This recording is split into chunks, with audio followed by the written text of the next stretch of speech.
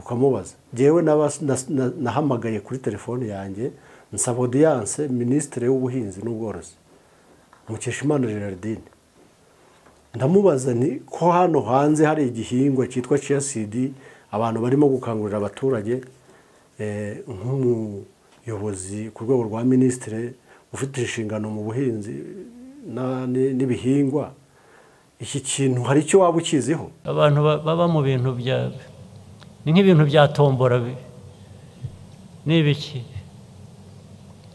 ugasanga byagiye ahantu hose mwataye umutwe mwasazega muri mu bintu byamara bamerana nabi mugasubira inyuma mukavuga ngo abantu bafashwe bararengana we wagiye mu bintu by'ubujura urangije urasaba ko leta igufasha kugira gute hari ibi bintu sinzi ibintu byitwa niba ari chia seeds ni ibiki what is it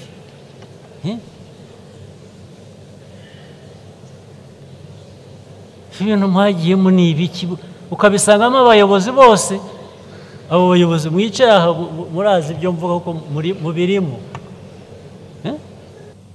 ngibyo biri mu ba minisitiri biri mu ba generals igisirikare biri mu gipolisi biri mukabajyaho mukajya muri chia seeds niba ari chia seeds niba ari hari Amerika iyo habaye ibiganiro kibanza nta namwe wacu tibuka ntawe murabibona murabizi mugaceceka uruhare rw'itangazamakuru mu iterambere ry'igihugu ntabwo akenshi teko bivuga ngo Kapiteni Ibrahim Traoré ukuriye agatsiko ka gisirikare. Turabasuje turabifuriza kugira ibihe byiza badukurikiye reka twizere ko muri amahoro muri aka kanya rero turi kumwe na Bwana Emmy Nsengiyumva no muyobozi w'abahinzi ba chia seeds mu Rwanda. Chia seeds ni igihingwa cyavuzweho mu minsi yashize harabatangiye kucyumva ari uko kivugiwe mu nama y'igihugu mushyikirano ku nshuro ya 18 gikomojwe na Perezida wa Repubulika y'u Rwanda Paul Kagame mu ijambo rifunguriye inama aho yagaragaje ko hari amanyanga yagiye ayibamo cyane cyane bikozwe n'abayobozi bakuru b'igihugu ndetse na bamwe mu bagize inzego z'umutekano nk'abajenerali n'abapolisi. Twe nka Primo Media Rwanda twe rero twifuje ko twagaruka cyane kuri iki kibazo turebe nk'umuyobozi w'abahinzi mu by'ukuri atwinjize mu byabaye ayobora abahinzi bo mu majyepfo amajyaruguru burasirazuba iburengerazuba no mu mujyi wa Kigali niba hahingwa simbizi ariko we araza kudufasha. Emmy na amahoro na amahoro ko mbona utuje cyane ndatuje kubera iki kibazo cy'abahinzi basaga 5,000 bakaba 10,000 bagiriye muri value chain ya chia seed byose kuva mu mwaka ushize mu kwezi kwa 7 aho tumariye kugifata nk'ikibazo tukagishyikiriza inzego nkuru z'igihugu mu buryo bwo kuganira kuri chia seed no guha umurongo ibijyanye n'imyishyurire y'abo bantu yishyurirwa y'abo bantu byakomeje kuba bisa nkaho bindi ku mutwe.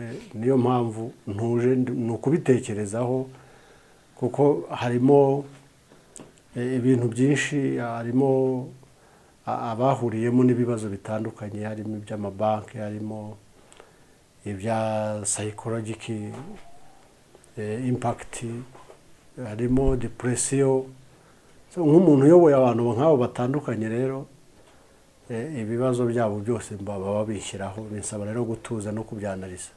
Birumvikana niyo mpamvu no kuri kamera abantu bakureba barabona ko utuje. Abantu 10,000 ku mutwe wawe cyangwa basaga 5,000 ku mutwe wawe buri wese afite ikibazo cy'uko akivuga n'amafaranga yashoye n'ibyo yahombye. Tugiye kubinyuramo muri make utworohereze kugira ngo abadukurikiye bataza kurambirwa utunyuremo muri make kuko ni ikibazo bamwe batangiye kumva mu nama y'igihugu mushyikirano ariko na mbere yaho hari bamwe mu banyamakuru n'ibitangazamakuru byagiye bigikomozaho ariko umuzi n'ishingiro fatizo ry'iki kibazo mu by'ukuri ntabwo uzwi kugeza ubwo twumva ngo n'abayobozi bakuru b'igihugu bagiyeyo bamwe bati kugeza ubwo tubona abaminisitiri bangahe bicaye Minisitiri w'ubutegetsi bw'igihugu ubuhinzi n'ubworozi Minisitiri w'imari n'igenamigambi abaminisitiri bakicara ariko ikisubizo kikabura kugeza ubwo Perezida wa Repubulika ubwe akigarutseho mu mushyikirano nabwo nyine mu buryo butarambuye ngo abantu bamenye bati amanyanga arimo nayahe, icyiswe tombora birimo nibihe. Kugeza ubwo mu minsi yashize Minisitiri w'Ubuhinzi n'Ubworozi Dr Gerardine Mukeshimana avuye mu nshingano bamwe ati dore chia seeds ziramujyanye, ati n'abandi baraje bagende. Chia seed ubundi mujya kuyijyamo no kuyihinga ninde wabashishikarije? Umuntu wabashishikarije haje kubahinduka te? Ibi byago n'ibibazo twumvamo byajemo bite kugeza ubwo ibintu mwagiyemo byiswe tombora, kandi wenda ari n'ibintu nkuko Minisitiri Mushaminagire yabivugiye mu mushyikirano ko chia seed ikenewe kandi ari ibintu igihugu bamugani gikeneye. Tunyuriremo muri make tubwire ko mwatangiye ndetse no kugira ngo byitwe tombora inkomoko yabyo. Murakoze Primo Media muri aka kanya muduhaye kugira ngo tubasobanurire kuri ibi bintu wamugani byateje urujijo, ariko ntibikwiye kuba byarateje urujijo. Ikizwiho abanyarwanda nuko bayoboka bumva amabwiriza y'inzego nkuru z'igihugu ndetse n'amategeko. Chia seed rero ntabwo ikwiye kuba muri aka kanya tuyivuga nk'ikintu giteye urujijo, kuko kiyasansibirijwe n'ubuyobozi kugira ngo abaturage bayimenye banayigemo. Ni uruhare rw'ubuyobozi n'ibitangazamakuru bya leta. Muri 2017 habaye imenyekanisha rya chia seed mu Rwanda nk'igihingwa gishya n'akamaro kacyo, bikorwa n'itangazamakuru rya leta RBA nk'icyegeranyo kuri chia seed. Ibi rero byatumye abantu batangira gutekereza icyo itangazamakuru rya leta rivuze rishobora kuba ari ukuri. Hakurikiraho gukora ubushakashatsi kuri icyo gihingwa, tubaza inzego z'ibanze, tubaza inzego nkuru z'igihugu zishinzwe ubuhinzi, kuko iki ni igihingwa abantu bagombaga kumenya uburyo kigiye kuba mu Rwanda no guhingwa, dore ko bavuga ngo ni igihingwa, ni zahabu ihingwa mu butaka, ikiro cyacyo kimwe kikakuba ikiro cy'ikawa, ibiro 15 by'ikawa. Dore ko kera n'ubu mu mezi 3 kikagurwa 3,000 ku kiro. Urumva mu by'ukuri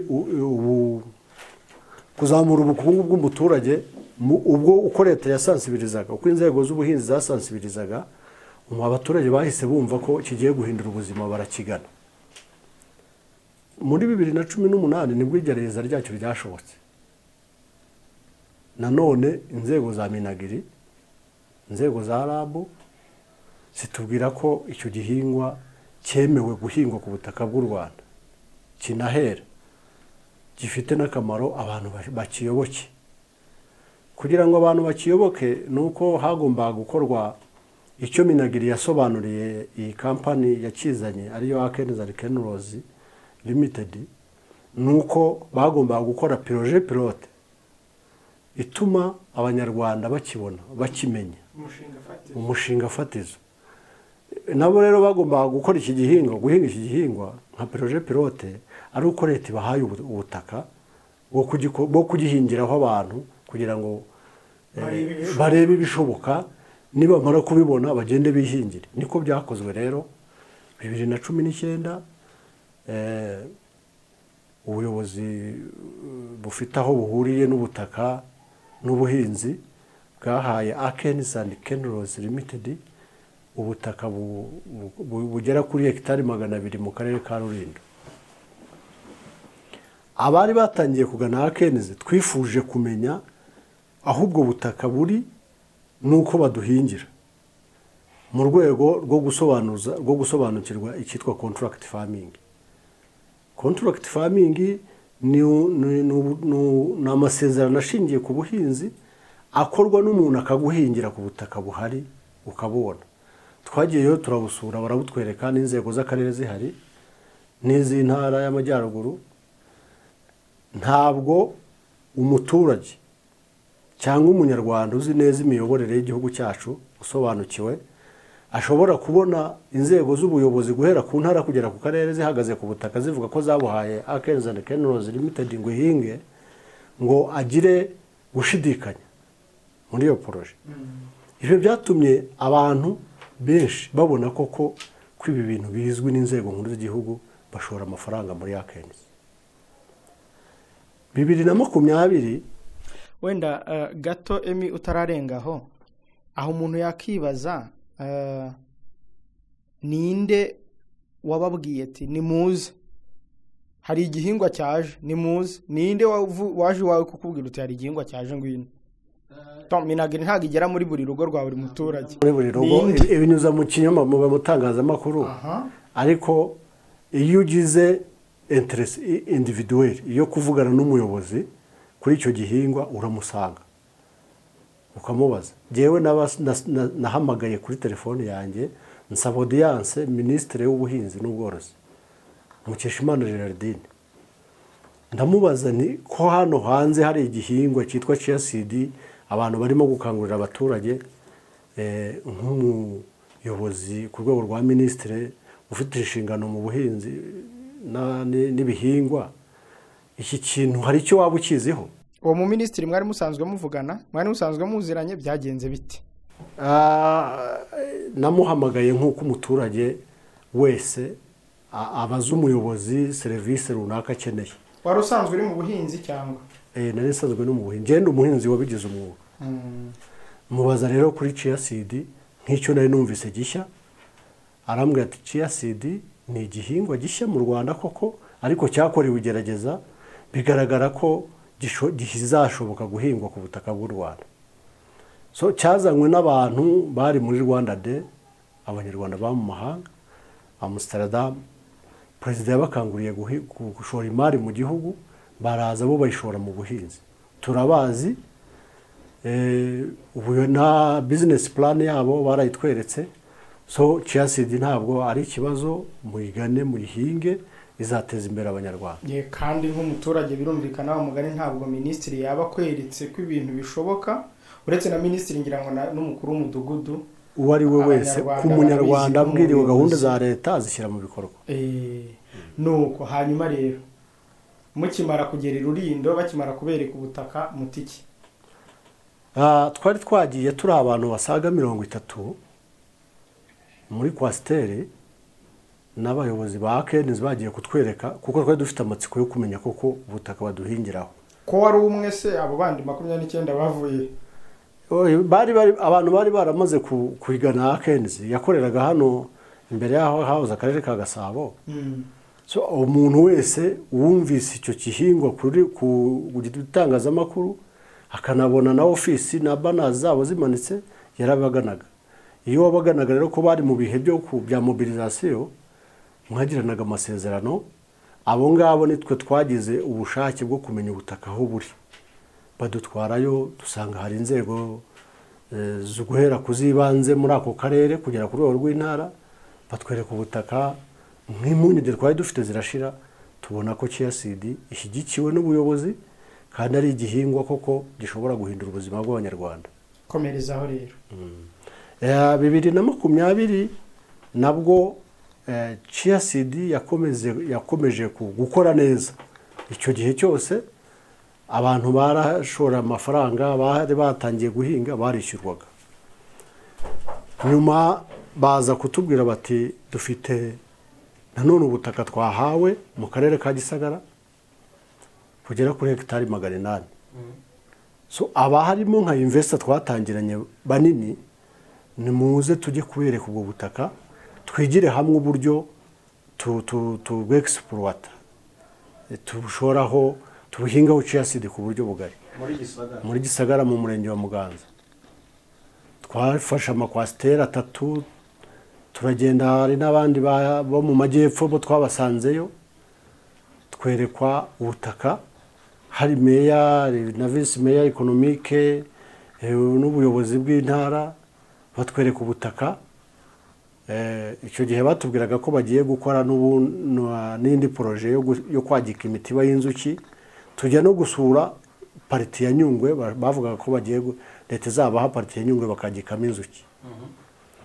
icyo gihe baducamo amatsinda habamo n'abantu bahagarariye abahinzi mu ntara zitandukanye kugira ngo ibyo bintu bigerweho hagombaga kugira abayobozi b'abahinzi bari muri izo ntara dusura ubutaka ibibazo twabarije Rulindo n'ibyo twabarije Gisagara ubuyobozi burasubiza ko chia seed buyizi iri supported niyo mpamvu bahawe ubutaka bwo gukoreraho izo projet icyo kintu cy'ubutaka bwa Gisagara cyatumye abantu bashora amafaranga menshi kuko bavugaga bati twazanye projet ebyiri ariko projet pilote niyo guhingira abantu bamara kubimenya bakagenda bakajya kwihingira tukagirana amasezerano yo kugurira umusaruro abo bihingiye abo ni outgrowers bihingiye ariko hakaba na investors bagiyemo mbere bakoreweho projet mbere so bituma rero abantu bavuga bati abantu bafite ubutaka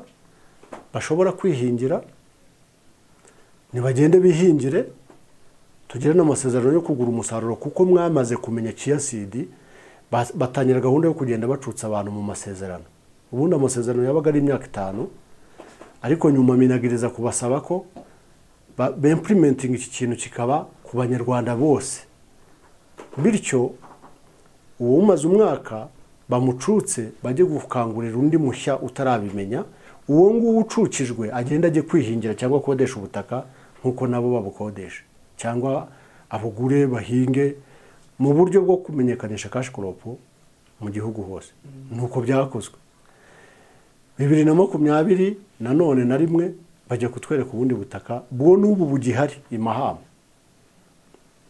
hectare 50 batanze nk'akarere ka Kirehe ariko bafatanyije n'ikigo cya Reserve Force bayiha ubutaka bwo guhingaho chia seed ndetse no kwagikaho imitiba y'inzuki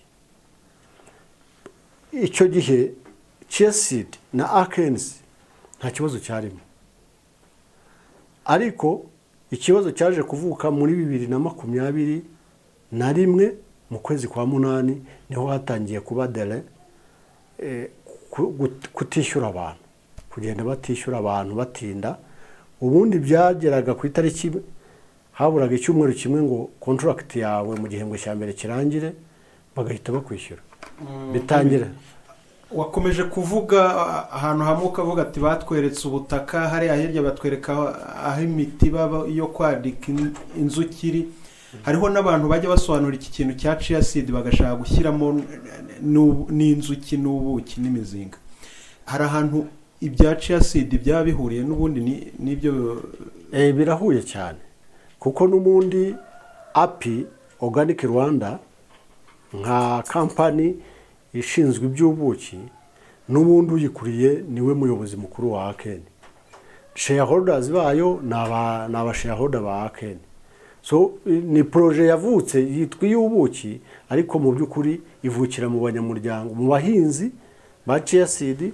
ndetse n'abayobozi ba Akenzi haribo bayitangije muri make ubwo Aken ikora ubuki ikanakora n'igice cyo guhinga no guhingira abantu chia seed yego gifite projet eshatu hariyo ya twita outgrowers abahinzi bihingira ku butaka bwabo bakagemura umusaruro ikabagurira ku masezerano bafitanye harimo na investors ari nabo batangiye muri Aken ku mabwiriza ya Minagiri ko bagomba kubanza kumenyerezwa chia seed hanyuma rero baza gutangiza na projet y'ubuki ariyo company bise API Organic Rwanda rero nta gihe kinini kiciyemo tutangiye kumva ibibazo byaje mu bijyanye na chia seed kandi nkuko tubyumva company yazanye chia seed mu Rwanda ifite n'ibindi bintu ikora kuki chia seed yo yagize ikibazo yonyine cyangwa kuki ariyo byasakuje ku rwego rugera no ku mukuru w'igihugu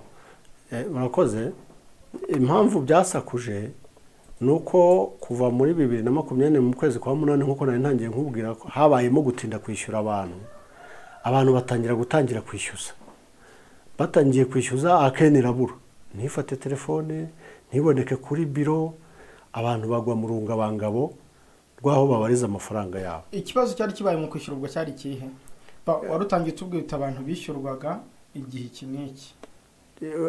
Ubundi imiterere y'amasezerano nk'uko mwayabonye ni amasezerano akoze ku buryo bw'imyaka 5 cyangwa umwaka umwe, ariko bakishyura seasonal cyangwa se ku gihembwe uko cy'ihinga giteye.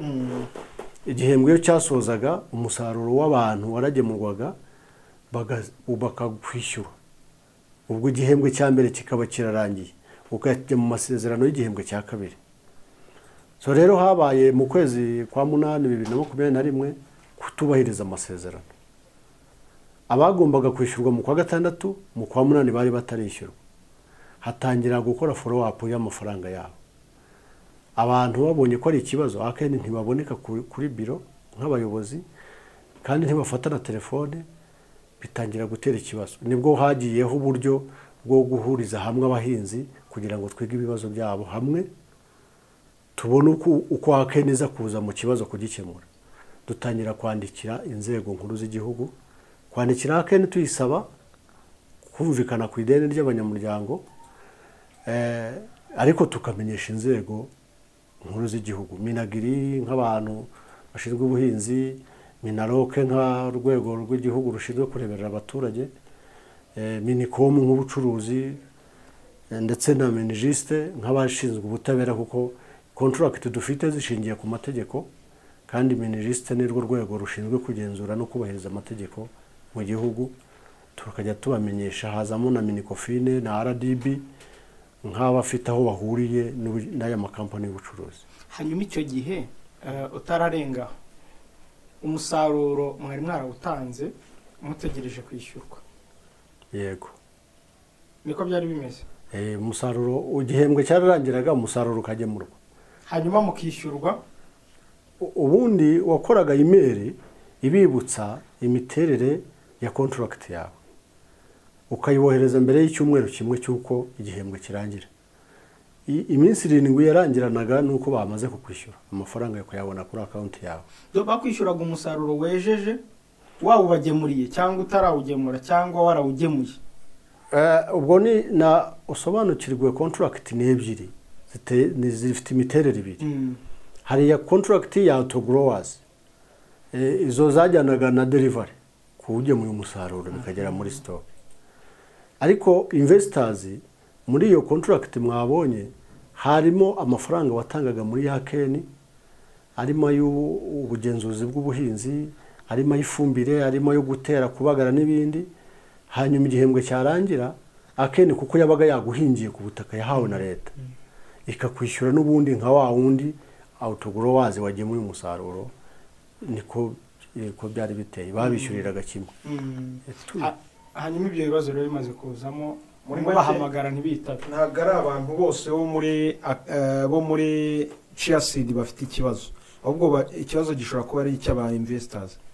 Niba mbyise neza, ikibazo kuva mu kwezi kwa 8 wa 2021 kugera mu kwezi kugera ubu ngubu abantu bose bari bameze kimwe, bafite ibibazo bisa, kuko ubu ntabwo bishyuye autogrowers ngo hasigare investors, na investors ntabwo babishyuye ngo hasigare autogrowers. So ikibazo cyari kiri hamwe, ariko dutangiye mediation, kuko gufata abantu 8,000 kavuga ngo kubera ko amasezerano tubahirijwe ni mugende mujye mu nkiko, twebwe nk'ubuyobozi bw'abahinzi twasanze ari uguteza ikibazo muri systeme y'ubucamanza.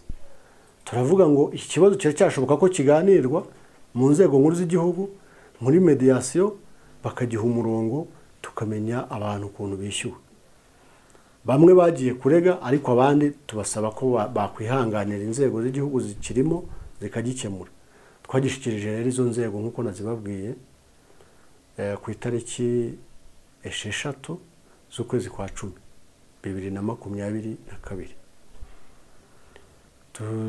Tugishyikiriza Minisitiri w'Ubutegetsi bw'igihugu, atumira inama ya komite n'abaminisitiri n'abaguverineri baho chia seed hingwa, bose duhurira muri sale ya Minagiri tuganira kuri value chain ya chia seed. Mu ijambo rye yatangiye avuga ati chia seed izabaho, izakomeza kuko ne cash crop. namwe abahinzi mwashoyemo amafaranga n'aba autogrowers ntabwo muzahomba.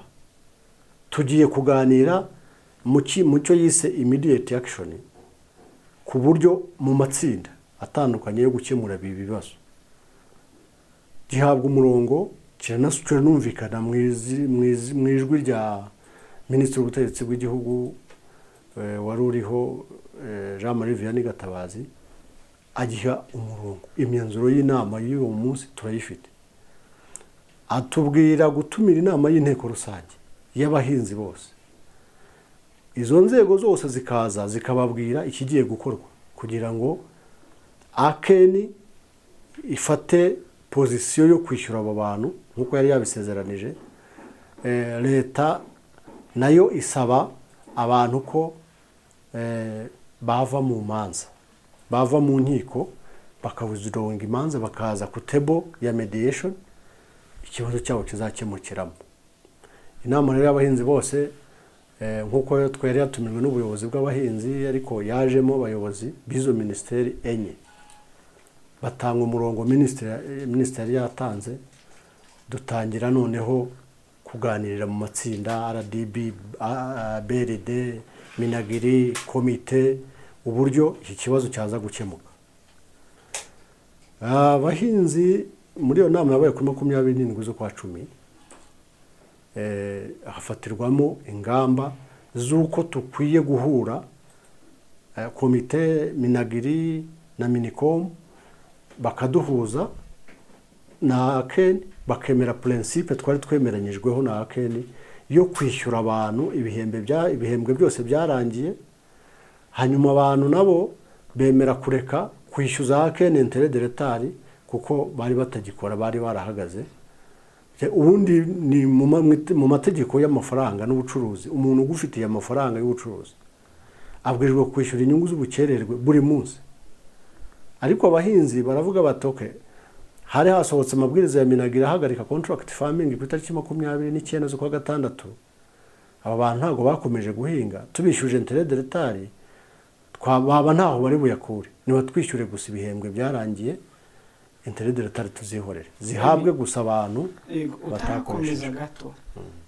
Ni iki cyatumye akeni itishyura? Ikibazo cyari kishi iyo mwabazaga akeni mutwishyure. Urakoze. Nyuma yuko tubabonye ari uko tubandikiye twahuriye baratwitabye, ibyo mbibashimire. Baratwitabye twabandikiye ku itariki 18 z'ukwa 8 batwitaba ku itariki 19. Duhurira muri Gurit season Gacuriro baratubwira bati twebwe ntabwo koko twubahirije amasezerano ariko ntabwo byaduturutseho. Twasabye icyangombwa cyo kugemura umusaruro ku masoko mpuzamahanga gitangwa Minagiri na NAEB ntibakiduha. Bakababwira ko impamvu batakibahaye ari iyihe kandi Minagiri ariyo yashishikarije abantu kujya muri Chelsea. Ntabwo beruraga ngo batubwire ngo ni impamvu niyi, ariko babwiye ko bagisabye kuva mu kwezi kwa 3 2020 kugera mu kwezi kwa 7 2022. Nibwo mu kwa 7 2022 nibwo babonye icyangombwa cy'inzego z'ibanze mu turere, kubera nabwo batubwiraga bati bakiduhaye nacyo cyo turere cyemera Chelsea ko yahinzweyo inakomeza guhingwayo, kubera ko Minagiri yari yumvise ko nyakubahwa Perezida wa Repubulika agiye kujya mu burasirazuba, batanga icyangombwa cyo kibemerera ahantu mu gihugu ikubagaho, ariko nabo batazi impamvu batabahaga iki cyangombwa. Aha rero wabuvuze ko nta musaruro n'umwe wa Chelsea yigeze ujya hanze.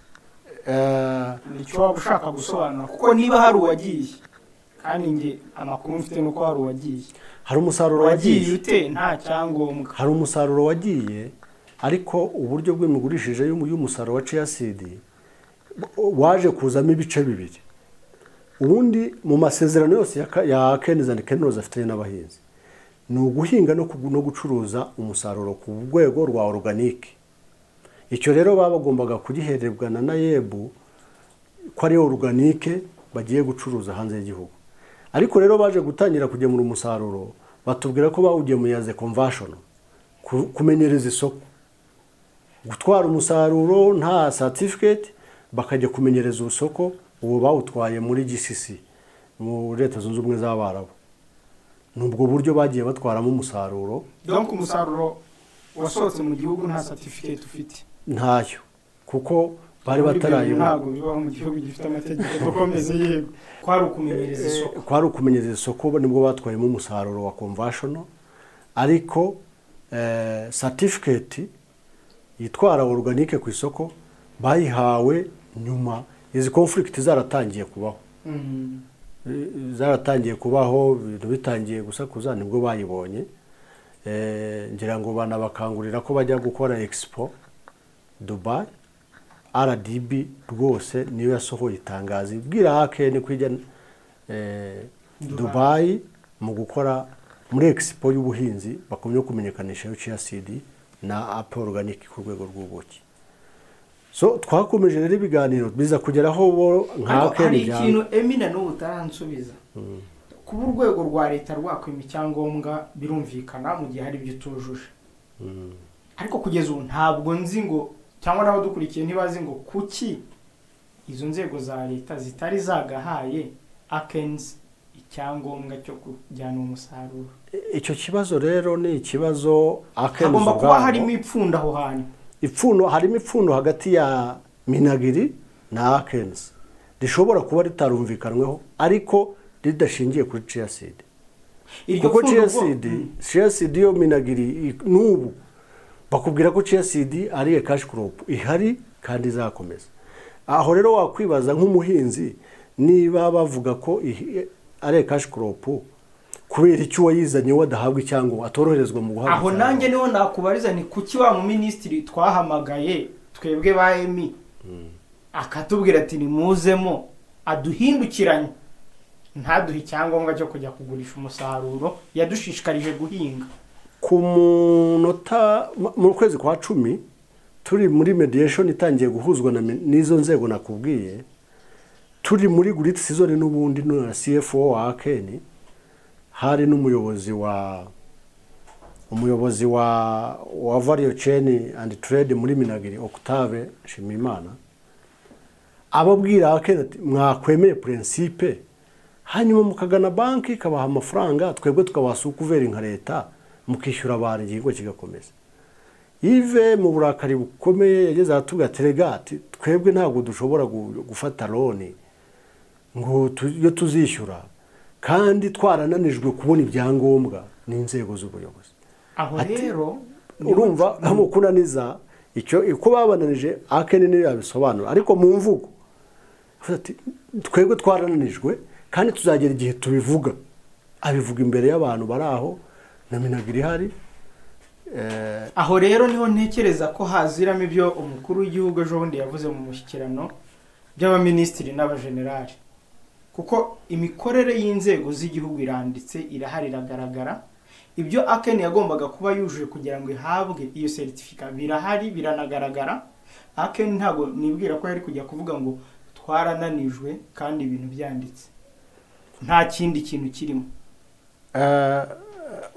Uyu munsi wa none buriya ngo mu Kinyarwanda bajya bavuga ngo akaraye ifumbwe, ni umugani w'Ikinyarwanda uzwi kamenywa n'uwo nyine waraje ifu.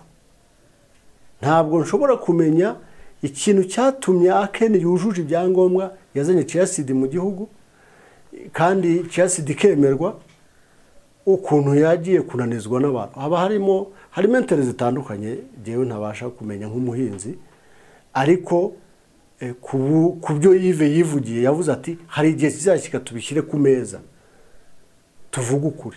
Uko kuri rero bakwiye kukuzana kugakura abanyarwanda mu gihombo, inzego noneho zikamenya ababigizemo uruhare mu kunanizwa. Abanyarwanda basaga 8,000 ntibakumbeze guhura n'iki kibazo, nta ruhare babifite. Ariko perezida, kuri iyi mihanda haba hari amakuru. Amakuru aracaracara kuri iyi mihanda. Yego. Ntawe uduhagarariye twebwe abahinzi. Ni gute perezida w'abahinzi nta makuru yamuguye mu matwi y'ibi bintu kugeza ubwo agwa mu matwi y'umukuru w'igihugu? Byarenza Jewe ntekereza ko kuza mu matwi y'umukuru w'igihugu abo twashyikirije ikibazo cyacu aribo bariya ba nzego nkuru z'igihugu twari twandikiye na premier ministre tumusaba audience ntabwo yigeze ayiduha kugira ngo tumubwire imvo n'imvano y'iki kibazo. Urumva impamvu atayiduhaye ni uko yari yabonye indi raporo ivuye kuri aba bantu bari badufite mu nshingano, banabwiye n'abantu ko bava mu nkiko bakaza bakabakemurira ikibazo. Bamuha amakuru nkeka ko yewe agoretse, kuko kubwira umukuru w'igihugu ngo CHIACID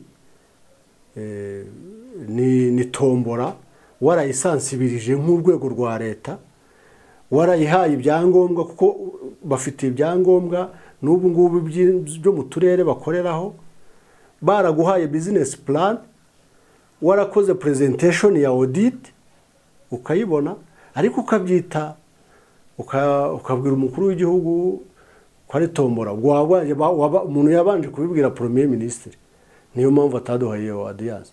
Gusa amakuru ahari agenda nk'uko uvuga uti ku mihanda hano hari amakuru, iyo natwe turayumva yo ku mihanda. Ugiye gusesengura iki gikorwa cyabaye mu gihugu, RDB ibifite mu nshingano yaratanze ibyangombwa byo gukora ino business, ntigenzure mu myaka 5 icyo abanyarwanda barimo gukoreshwa, katuvuge ngo ni rambere koko cyangwa tombora nk'uko bivugwa, ariko ufite inshingano zo kureba no kurinda ubusugire bw'abene gihugu, ari nawe utanga n'ibyangombwa. Ntukurikirane mu myaka 5. Uyu munsi wa none umaze kubona uko utari bubashe gukemura ikibazo, ugahaguruka ukajya mu rukiko, ukajya kurega, ukajya gusaba ko company seswa liquidation, kuyisesa wayigenzuye, inyereza ry'umutungo ryagaragayemo ntugaragaje uburyo rizakurikiranwa, ntubwiye abakugejeho ikibazo ngo ubafashe, aribo twebwe nka komite tiba ikibazo cyanyu tumazemo amezi 6 dore aho kigize turabona kimeze gutya, none tugiye kuregera fayite kugira ngo bipositioning bamenye uko aho bari bubarize ikibazo, ukagitwara gutyo gusa. Hari igihishe inyuma. Twese ayo makuru twayakeka, kandi iyo umuntu aketse agenda akavuga ati buriya abantu babiri inyuma. Twebwe mu itangazamakuru akenshi igihuha kiba kiri 50% by'inkuru ya nyayo. Iyo wumvishe igihuha 50% ahubwo uti birashoboka ko ari nabyo. Hanyuma nawe uti iseswe, ininde wabivuze ngo iseswe? Ubu tuvugana liquidation yavuzwe nandi. Ubu tuvugana RDB yaregeye liquidation nka register, ikigo cy'igihugu gishinzwe kwandika ibigo by'ishoramari, kiracyanditse kiragarutse ngo mu gisese. Ibyo twanditse mu gisese, kandi utatanze n'umurongo wa mediation umazemo amezi 6, utabwiye ba bantu bagiriyemo ikibazo, bagatungurwa n'ikirego mu rukiko ko company igiye guseswa.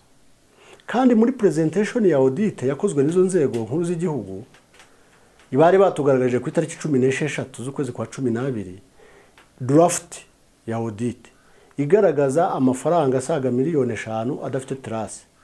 Ni ukuvuga ngo icyo cyonyine cyagombaga gutuma ugira impungenge y'amafaranga y'aya bantu, ukabamenyesha uti dore amafaranga yayo nta hantu ari, none dushaka uburyo aba bantu bishyuzwa, investigation ikazamo. Ariko kuba utaranatekereje icyo kintu ukajya gusesa company mu rukiko, utabwiye ba bantu bakugejejeho ikibazo, wanasabye ngo nibave mu manza baze ku meza yawe bakemurira ikibazo, ukajya kuregera liquidation, ibyo bigaragaza ikiriho gikorerwa inyuma muri CHIACID. Ninde wavuze ngo ni muve mu nkiko muze ku meza? Ni Minagri, ni Minaroke, ni RDB, ni Minekofini, ni inde? Utangire gushakira noneho.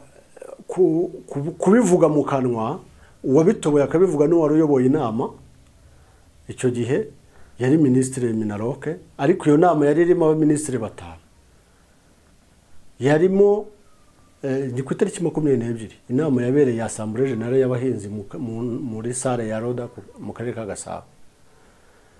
hagaragazwa ikibazo cy'ifatira umuntu umwe waratsinze akene mu rubanza ajya gufatira umusaruro w'abahinzi. Natwe tugaragaza ko umusaruro ari uw'abahinzi atari umuntu umwe ku giti cye. Dusaba ko inzego dufite mu nshingano nka mediation zitwemerera iriya guifatira rikavanwaho, mediation yakemura ikibazo uko yari yamaze kugiha umurongo, twese tukabenefitinga ku musaruro wacu. Mu ijwi rya Minisita Minaloke Gatabazi Jean Marie oya yari amaze kuba Minisita Musabyimana Jean Claude ni wari uyoboye inama, yaravuze ati ibyo muvuga nibyo, investment yose yakozwe muri Akeni ni y'abahinzi, nta capital ya Akeni igaragara, ubwo umusaruro ni uwari ndetse na asset. Umuntu rero wafatiriye yitwa Sheja Didier agaragaza ko yatsinze Akeni. Tugiye kuvugana nk'inzego iyi caveat kurweho, hanyuma dutangire procedure ya audit, mwese muzabenefiting hano. Niba mbyumva neza, izo nzego zavuguruje icyemezo cy'urukiko. Urukiko rwemeje ko Sheja Didier yatsinze Akeni. Yego. Izo nzego zitoya zitimuze ku meza y'ibiganiro kandi urukiko rwafashe umwanzuro. Urukiko rwagaragazaga ko Sheja Didier binyuze mu muhesha w'inkiko yitwa Semuhoza Patrick yafatiriye agiye no guteza cyamunara ya kabiri ku itariki 24 z'ukwezi kwa 12. Kuri 22 tugaragaza impungenge. Minijiste iratubwira muri PS wa minijiste ni watwibwiriye mu izina rye, mu ijwi rye, ati guca muri executive powers bagakoraho cyamunara birashoboka ariko byatinda. Icyo mwe mukwiye gukora ni muhamagare, ni mugende mwandika ikirego mugishyikiriza urukiko, mutambamire cyamunara muyigaragariza impamvu irahita ihagarara. Twarabikoze irahagarara. Umunsi ukurikiyeho Minisita Minaloke yahamagaye abantu bose bareze Akeni. Minisita ubwe Minaloke ubwe abahamagaza muri biro ye, bose baraza arababwira ati nimuhagarike imanza. Mwese abari bagiye kurega, abahinzi bafite komite iyobowe na Nsengiyumva Emi, ari we jewe, ni mugende mugane komite tuba turitingire hamwe muri mediation. Ikibisubizo kizaboneka kuri mwese, ariko mwe kujya mu manza. Ntabwo turi bujye guturitinga ibirego byabagezwe itegeko ngo duturitinge n'abantu basabye mediation. So ni murebe uburyo mwajya hamwe dukemura ikibazo. Abantu ba withdrawing imanza. Ibyo we nk'umuyobozi w'abahinzi bifata nk'inama nziza cyane inama y'ubushukanyi yaganishijeho ikibazo noneho gitangiye kuremera. Icyo twebwe twabonaga icyo gihe, twabonaga ari inama nziza. N'imyanzuro yose yagiye ifatwa yerekaga abahinzi ko batazahomba kuko ibyo bakoze bigaragara. Twabifata nk'inama nziza, ariko nanone ubu ngubu aho tuvugira tubibona nk'ubushukanyi, byabaye nk'ubushukanyi kuko babujije abantu gukomeza mu nzira y'amategeko. Wenda baba baranatakurinze amategeko ashingiye kuri contract zabo, bagafatira Akeni bakagenzura umutungo wayo wundi utaruriya w'abahinzi bakaba barishyuwe. Ariko byabaye nk'ubushukanyi, abantu bagendera mu ijwi ry'ubuyobozi ko bugiye gukemura ikibazo. Nyuma nibyo nkubwira ngo dutungurwa no kumva noneho ngo abandi badushize muri mediation nibo baregeye fayite tutanamenyesheje. Ukuvuga ngo nge nk'umuntu byumviye hano nabishyira ku mutwe wa minisitiri witwa Musabyimana avuze ati mukuri ibirego mu nkiko muze mwicare ku meza.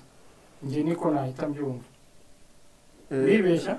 Oya, ntabwo waba wibeshye kuko n'ubundi inama y'abo ba minisitiri bose yabaga iyobowe na minisitiri wa Minaloke.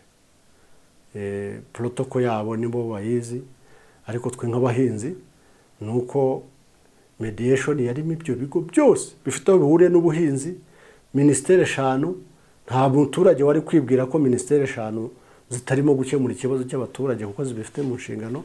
Twabibonaga rero nk'ukuri, aho twabyitira ubushukanyi nahangaha hagiye kuba liquidation tutamenyeshejwe, twishyuza miliyari zikabakaba 24 ntitumenyeshwe. Ariko buriya iyo umuntu liquidation ubundi kivuze no gusesa nyine iyo kampani ikavaho ni ukuvuga ngo ikajyana n'ibibazo byose yateje byose bigahita biburirwa irengero byose n'amafaranga abantu bishyuza akaburirwa irengero n'umusaruro ukaburirwa irengero kuko ntabwo wajya kurega umuntu washyinguye n'urugero rushatse guta ntabwo yagaruka ngo yisobanure aba yarakuweho ni nko kwica hakeni ariko kwica hakeni udasobanuriye abayishyuyemo amafaranga ibyo ntacyo bivuze twebwe hari icyo bitwereka hari igisobanuro bivuze kuki uhisha abantu amakuru yabo kandi aribo bakweretse ibyo bakurikiranaho hakeni ejo bundi mu mushyikirano 27 z'ukwa kabiri twumva umukuru w'igihugu ati ibintu byaciye sitsi nk'uko abantu babyumvise bimeze nka tombora si ibintu bumvaga ari ibintu biri aho mbese n'ubu ngubu uri kubivuga hari umuntu wazajya babwira Chelsea akavuga atoya bya bintu umukuru w'igihugu yavuze bimeze nka tombora reka hanyuma nk'umuyobozi w'abahinzi natwe wakurikiye ikiganiro twifuza gushora imari muri Chelsea ubu watubwira iki cyangwa urwego rwe rwose duhagarara imbere rutubwira Chelsea rwaba ruri kuvuga ibiki biragoye cyane ariko kandi haracyari amahirwe nubwo umukuru w'igihugu yabivuze kuriya kuko yabibwiwe sinkuzi ariko kumvikana mu mvugo yabazaga mu Chelsea yayibazaga nk'umuntu utayizi kwibaho ko ari ibintu scam ziza zirahari nyinshi zikaza zikabaho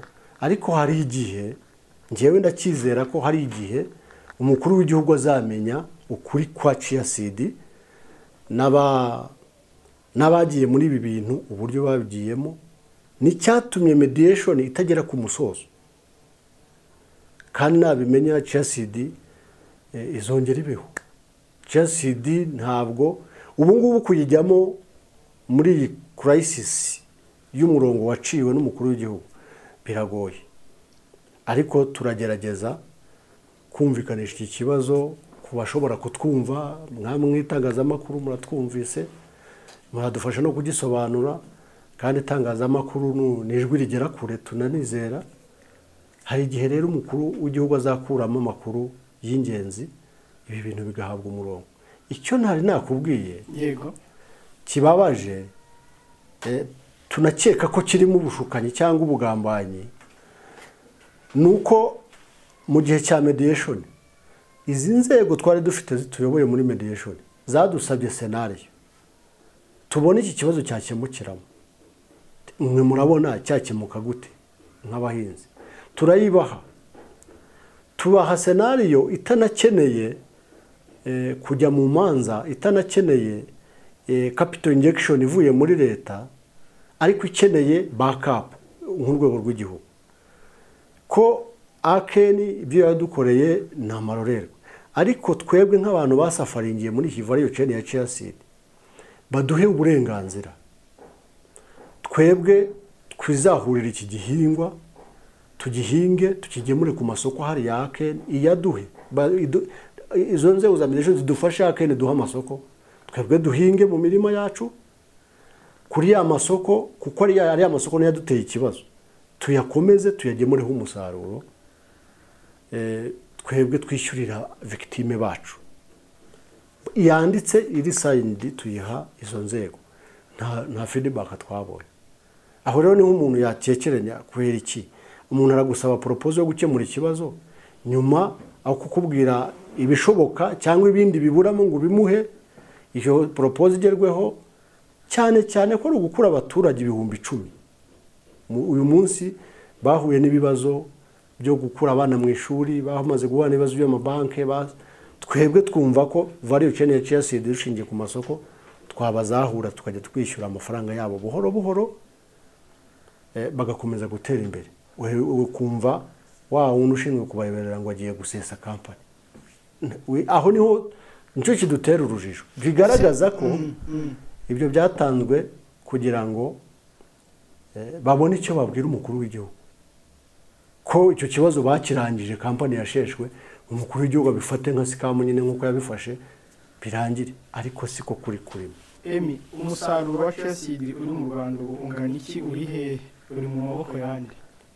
Dutangira mediation Aken yatubwiraga ko ifite ibiro ifite toni 2,000, ariko hatangiye gukorwa audit igaragaza ko hari toni 1,400 kuko hari zapakiwe mu gihe cya audit zigenda zijya ku isoko. Ubu hasigaye toni 709.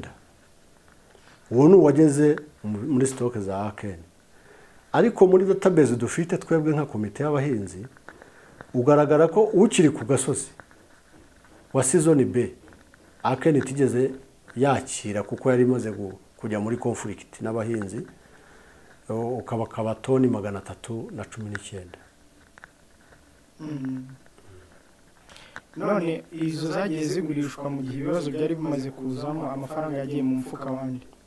Twemeranyijwe ko aho guhunika stock ishobora no kwangirika, amafaranga ubwo dutangiye kurekaramo RIB yashyize caveat kuri account za Aken. Noneho twemeza ko amafaranga azajya agurishwa muri uwo musaruro azajya zakaza kuri konte za Aken, ariko ziriho caveat ya RIB. Ni ukuvuga ngo konti zabaye freezed. Yego. Ni caveat, ntago ari freezed. Ntago zakonje kuko ziriho amafaranga kurwa muvoma. Na mafaranga ajyaho ariko adakurwaho na Aken kugeza igihe twebwe twavuze ngo mediation zizarangirira zirashinganishije. Yego. Hanyuma rero kugeza ubu ngubu mwebwe nk'abahinzi ba Chelsea ikibazo mubona inzira yagikemura ni iyihe none? Inzira yagikemura tugize amahirwe nyakubyara umukuru w'igihugu akumva Chelsea muri izi angoze tuvuga, hakavamo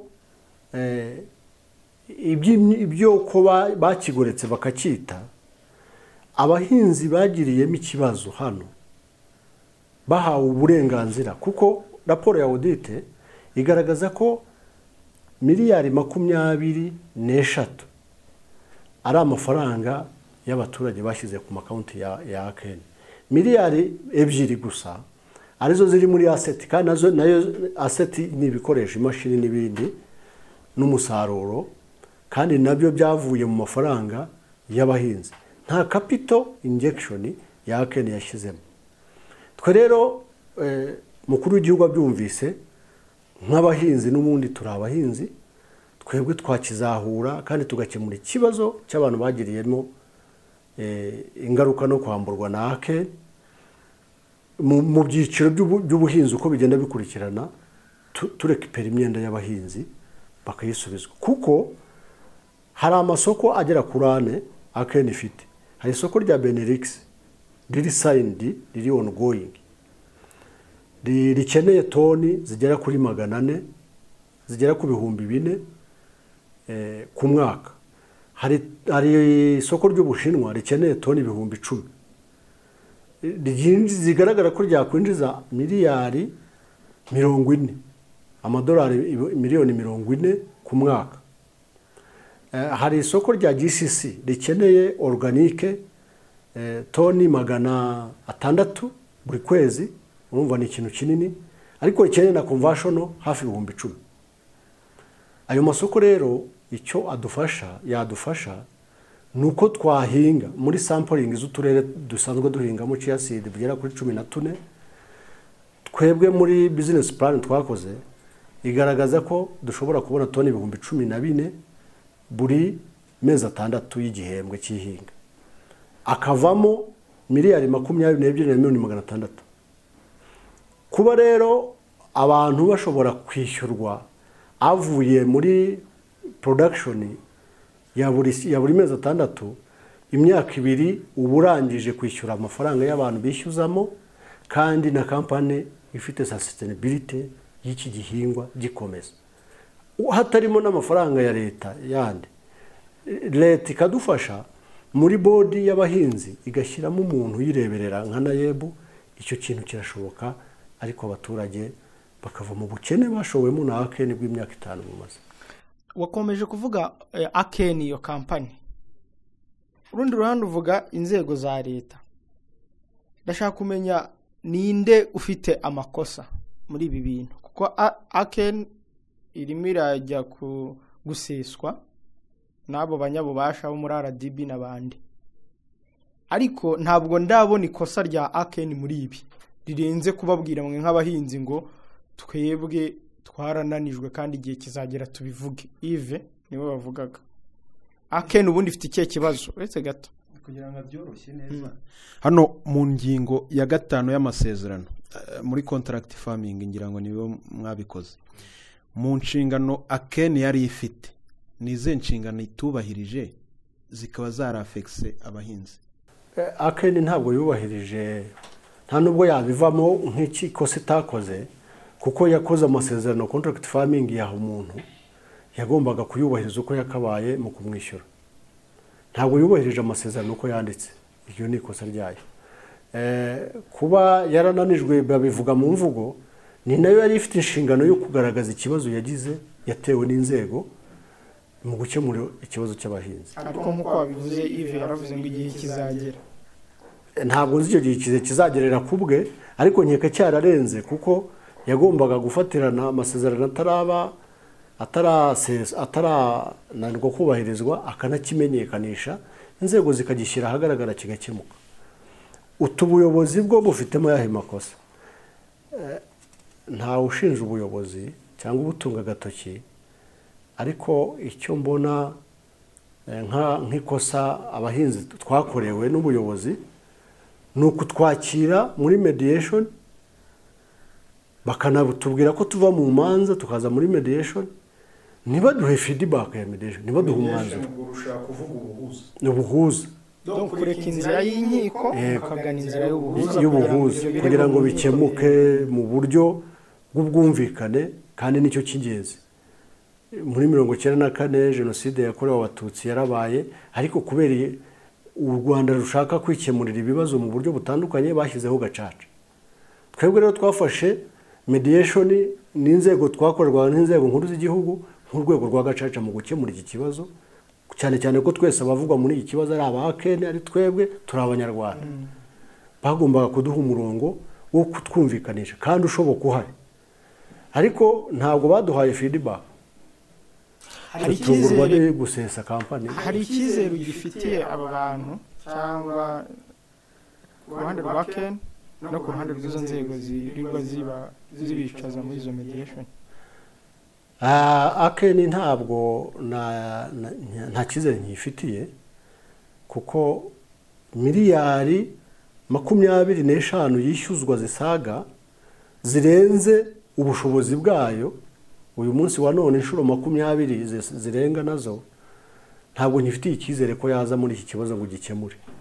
Nizi nzego zanze gushyira mucyo kuri iyi mediation, hakavamo raporo ijya ku mukuru w'igihugu itari yo iri muri realite, no kuvuga ko ari tombora babimubwira kandi ntibamubwire ko ibi bintu bigira contract nk'iyi. Tombora ntabwo igira contract, Lambert ntigira contract. Noneho contract ikaburanwa mu rukiko igatsinda, ari Lambert cyaba ari ikibazo, nta kuri bamuhaye. Icyizere dufite nk'abahinzi kandi tudahwema kukigira, tugifitiye umukuru w'igihugu. Igihe azamenyera iki kibazo neza kizakemuka.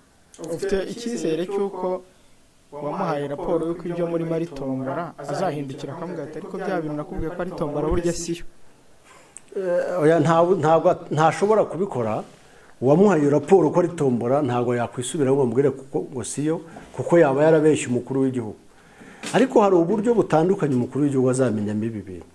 Nakubwiye ngo twizeye inzego zose z'igihugu kugera ku rw'umudugudu n'itangazamakuru ririmo. Ubu ndiri imbere ndabaha amakuru ko yakabaye, kandi umukuru w'igihugu ni umuntu wita ku buzima bw'Abanyarwanda unakurikirana. Iri tangazamakuru rero zizabigezaho abyumva, akenere kumenya ukuri kwabyo, kandi azakubona ehiza mu nyandiko dufite mu gihe yabikeneye cyangwa mu kuri kwanyuze mu itangazamakuru, ariko azabimenya. Nsengiyumva Emmy umuyobozi w'abahinzi b'igihingwa cya chia seeds mu Rwanda, niba hari icyo wumva tutakubaje watubwira tuguha umwanya ucyongereho. Mu by'ukuri mba ndabashimira, nta kintu mutagezeho kutubaza kuri iki gihingwa cya chia seed, ariko turabasaba ko ubuvugizi bushoboka bwakura abantu mu kaga ibi bihumbi 10 byugarijwe na drop out, depression, state damages nayo tuyizanemo, kuko iki gihingwa cyagiyemo abantu baba diaspora benshi bashoyemo amafaranga yabo. Uko umuntu yavuga iki kintu nkanjye ukirimo hano mu gihugu wakibayemo, siko uwashoyemo amafaranga uyu munsi wa none uri mu Bubiligi cyangwa mu Bufaransa siko yakivuga, kandi ibyo bizana ishusho itari nziza ku gihugu. Rero abantu itangazamakuru kwe kugisobanura uko cyakabaye, kandi twizera ko tudashidikanya ko itangazamakuru izadukorera advocacy, umukuru w'igihugu akamenya iki kintu akagiha umurongo. Murakoze. Nakoze cyane. Nsengiyumva Emmy ni umuyobozi w'abahinzi ba chia seeds mu Rwanda, niwe perezida wabo. Twaganiraga kuri iki kibazo cyavuzweho cyane n'ubu kikivugwaho, ndetse tuzamenya neza n'abo bantu bakizanye ni bantu ki, chia seeds ubundi ni iki y'ubwayo, kuko hari n'abanyarwanda batarayibona n'amaso. Hari nabo twari kumwe mu cyumba cy'inama hari mu mushyikirano, barambaza bati ibyo ni ibiki, biba bisa bite? Ngira ngo niba nibeshye n'umukuru w'igihugu wumvaga ibi bintu atumva n'ibyari byo, ari nayo mpamvu kubyita tombora bitewe na raporo wayimuhaye bishobora kumvikana ku rundi ruhande. Tuzagenda tukoraho ibiganiro bitandukanye. Emmy wakoze cyane, nizera ko nitugukenera uzongera ukagira ikiganiro. iyo habaye ibiganiro kibanza nta namwe wacu twibuka ntawe murabibona, murabizi, mugaceceka. Uruhare rw'itangazamakuru mu iterambere ry'igihugu ntabwo akenshi teko rivuga ngo Captain Ibrahim Traore ukuriye agatsiko ka gisirikare